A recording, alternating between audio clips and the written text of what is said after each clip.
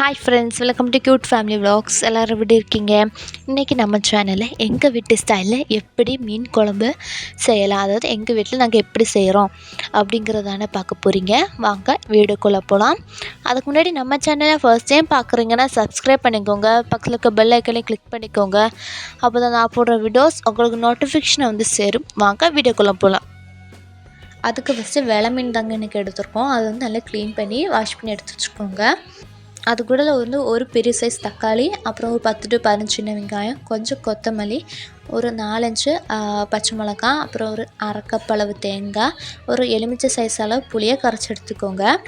இப்போ நம்ம மிக்ஸி ஜாரில் அந்த அரை கப் அளவு தேங்காய் சேர்த்துட்டு, அது கூட நம்ம சின்ன வெங்காயம் இருக்குல்ல, ஒரு 10 to 15 சின்ன வெங்காயம் அது கூட சேர்த்துட்டு, அது கூட தக்காளியும் சேர்த்துருங்க. அது கூட கொஞ்சம் கருவேப்பிலை சேர்த்துக்கோங்க. சேர்த்துட்டு இதை வந்து இப்போ நம்ம நல்லா அரைச்சி எடுத்துகிட்டு வந்துடலாம். இப்போது இனி ஒரு பாத்திரத்துக்கோங்க, எதில் மீன் குழம்பு வைக்கிறீங்களோ அதை எடுத்துக்கோங்க. அதில் வந்து குழம்பு மசாலா சேர்த்துக்கோங்க. ஒரு 4 ஸ்பூன் அளவு குழம்பு மசாலா சேர்த்துருக்கோம். நீங்கள் காரத்துக்கு ஏற்ப சேர்த்துக்கோங்க. சேர்த்துட்டு இது கூட கீரை வச்சுருந்தா பச்சை மிளகா, அப்புறம் கொஞ்சமாக கருவேப்பிலை சேர்த்துக்கோங்க. சேர்த்துட்டு இது கூட நம்ம அரைச்சி வச்சுருந்தோம்ல பேஸ்ட், அந்த பேஸ்ட் இதில் சேர்த்துக்கோங்க. இனி நம்ம இதில் வந்து தேவைக்கேற்ப தண்ணி சேர்த்துடலாம். அந்த மிக்ஸி ஜாரை கழுவிட்டு இப்போ நம்ம கொஞ்சம் தண்ணி சேர்த்துக்கிறோம். தண்ணி சேர்த்துட்டு இது கூட நம்ம கரைச்சி வச்சுருந்தோம்ல ஒரு எலுமிச்சை சைஸ் அளவு புளி கரைச்சி வச்சுருந்தோம்ல, ஸோ அதை இது கூட சேர்த்துடலாம். தேவைக்கேற்ப நீங்கள் புளி சேர்த்துக்கோங்க. இப்போ அது கூட இப்போ நம்ம தேவைக்கேற்ப சாதா நார்மல் வாட்டரையும் சேர்த்து இப்போ நம்ம நல்லா மிக்ஸ் பண்ணிக்க போகிறோம். இனி நம்ம இப்போ ஸ்டவ் ஆன் பண்ணி இப்போ நம்ம வச்சிடலாம். வச்சுட்டு இது கூட வந்து ஒரு 4 to 5 பல் பூண்டு சேர்த்துக்கோங்க. சேர்த்துட்டு இது இப்போ நம்ம நல்லா கொதிக்கணும். ஸோ அது வரைக்கும் இப்போ நம்ம இதை வெயிட் பண்ணலாம்.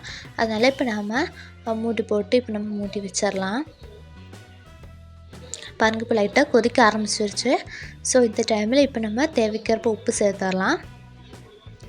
உப்பு சேர்த்துட்டு மறுபடியும் இது வந்து ஒரு 10 நிமிஷம் நல்லா கொதித்து காயணும். ஸோ அது வரைக்கும் நம்ம இதை வந்து வெயிட் பண்ணலாம். இப்போ நம்ம மூடி போட்டு மூடி வச்சிடலாம் மறுபடியும். இப்போ 10 நிமிஷத்துக்கு அப்புறம் இப்போ நம்ம திறந்து பார்க்கலாம் எப்படி இருக்குன்னு.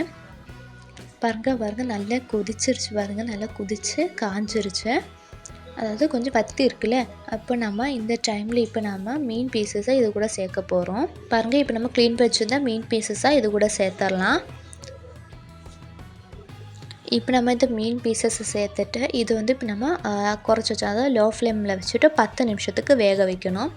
இப்போ மூடி போட்டு வச்சாச்சு. பாருங்கள், இப்போ வந்து மீன்லாம் நல்லா வெந்துருச்சு பாருங்கள். இப்போ நம்ம இதை தாளிச்சிடலாம். அதுக்கு ஒரு 2 ஸ்பூன் அளவு எண்ணெய் சேர்த்துக்கோங்க. அதோட கடுகு, வெந்தயம் சேர்த்துக்கோங்க. அது கூட கொஞ்சமாக சின்ன வெங்காயத்தை கட் பண்ணி சேர்த்துக்கோங்க. அது கூட கொஞ்சமாக கருவேப்பிலையும் சேர்த்துக்கோங்க. சேர்த்துட்டு இதை வந்து லைட்டாக மிக்ஸ் பண்ணிக்கோங்க. மிக்ஸ் பண்ணிவிட்டு இது கொஞ்சம் நல்லா ரோஸ்ட் ஆனதும் இப்போ நம்ம அந்த மீன் குழம்புல கொட்டிடலாம். சேர்த்துட்டு மூடி போட்டு மூடி வச்சுருங்க. அதுக்கப்புறம் ஒரு 10 நிமிஷத்துக்கு அப்புறம், ஒரு 5 நிமிஷத்துக்கு அப்புறமும் இதை எடுத்து சர்வ் பண்ணி பாருங்கள். அவ்வளோ டேஸ்ட்டாக இருக்கும். அது உங்களோட மீன் ஃப்ரையில் வச்சு சாப்பிடும்போது இன்னும் டேஸ்ட்டாக இருக்குங்க. நீங்களும் ட்ரை பண்ணி பாருங்கள். இந்த வீடியோ உங்களுக்கு பிடிச்சிருக்குன்னு நினைக்கிறேன். பிடிச்சிருந்தால் லைக் பண்ணுங்கள், ஃப்ரெண்ட்ஸாக ரிலேட்டிவ்ஸோட ஷேர் பண்ணுங்கள், அண்ட் ட்ரை பண்ணி பார்த்துட்டு கமெண்ட் பண்ணுங்கள். இன்னொரு நல்ல வீடியோவில் சந்திப்போம். Tata, bye bye. Thank you for வாட்சிங்.